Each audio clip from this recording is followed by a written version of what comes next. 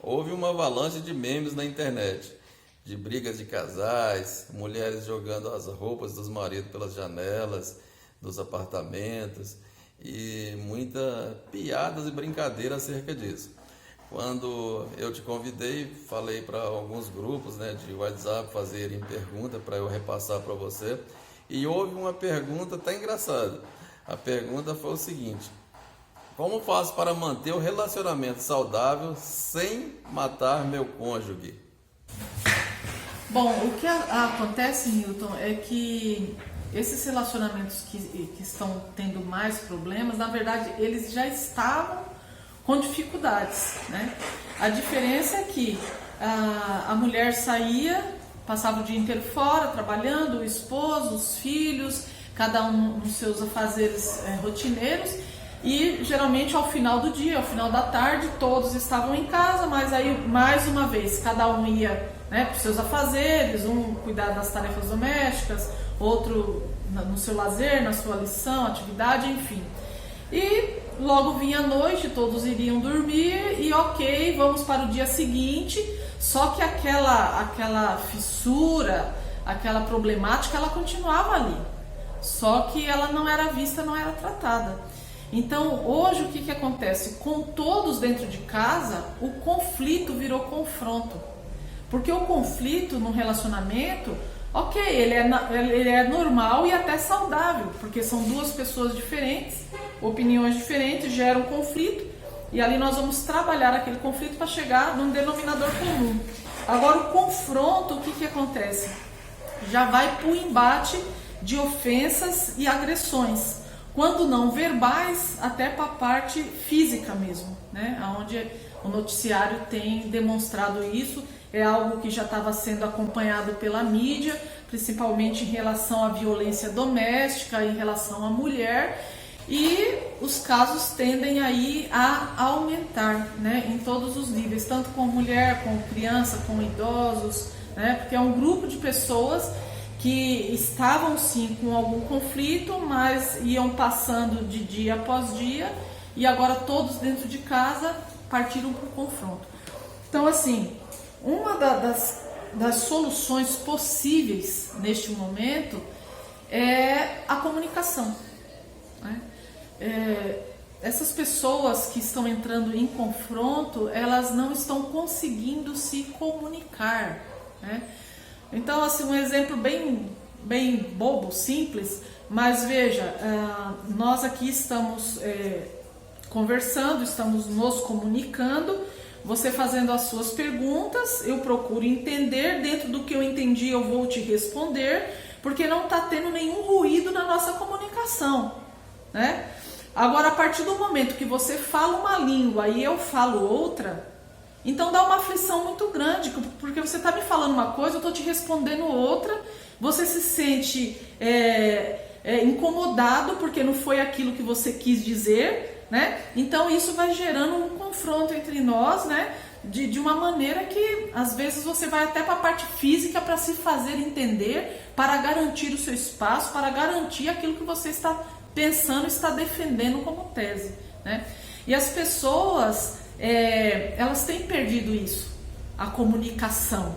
Aí mais uma vez eu retomo, né? Que nós somos jogados aí pela natureza para que nós possamos reaprender a nos comunicar como seres humanos, como família, né? Dentro de um relacionamento. Nós perdemos a mão disso. Às vezes estamos todos dentro de casa, muitas pessoas têm falado, mas para ficar com os meus filhos, com a minha esposa, eu sempre fiquei, a gente viajava junto. Será que ficava mesmo? Ou estavam no mesmo ambiente, mas cada um no seu mundo diferente, né? Que tipo de comunicação que a gente estava tendo? Então, assim, o que é muito orientado nesse momento é a comunicação não violenta. É uma questão de técnica, de treinamento, né? Assim como a respiração diafragmática, né, que nós mencionamos aí, é uma questão de você gerir aquilo dia após dia para você ir tendo habilidade, né, e treinando. Então você está muito nervoso, você não vai conseguir, como diz a comunicação violenta, que é você parar para ouvir, para observar, para se olhar o porquê que você está incomodado com aquela fala, com aquela situação, né? Para depois você tomar uma decisão do que fazer em relação ao que está acontecendo e não propriamente agredir a pessoa que está ali próxima de você. Então, numa situação de nervoso, de descontrole, é óbvio que você não vai conseguir. Então, o melhor a se fazer o que é? Segurar a onda, se retirar do local ali por um instante. Eu moro em 2 cômodos. Vai pro banheiro, vai pro quintal, respira fundo, deixa passar.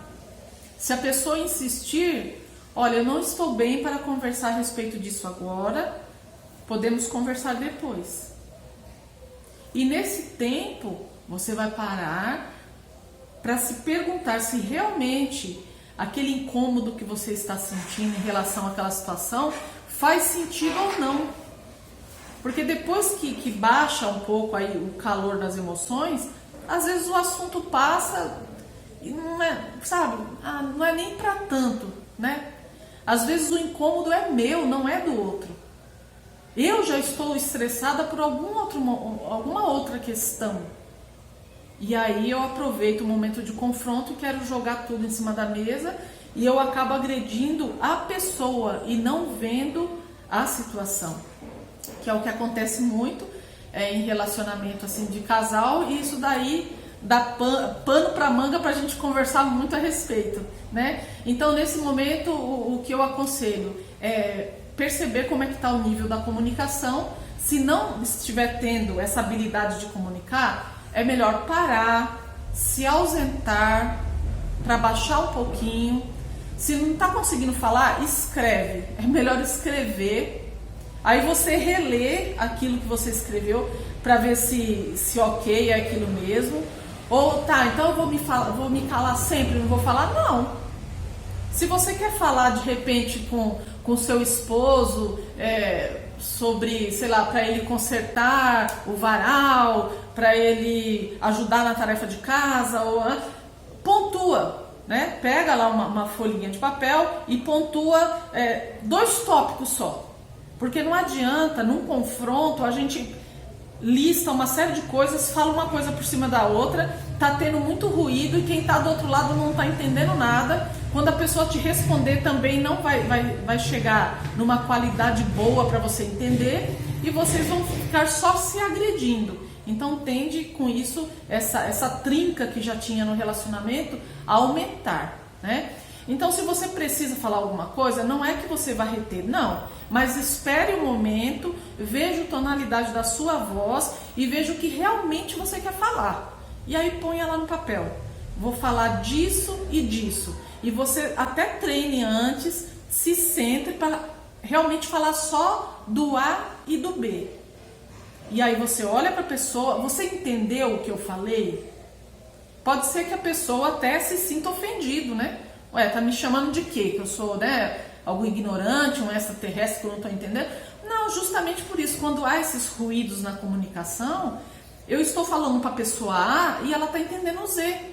Então não há nada de incômodo de eu perguntar assim, Newton, você entendeu o que eu falei? O que eu falei?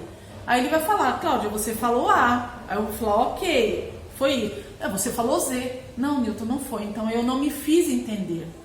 E aí eu vou e repito novamente. É fácil no meio de uma discussão? Não é. Mas é possível se houver aí o treinamento e o desejo de ambas as partes para chegar num acordo.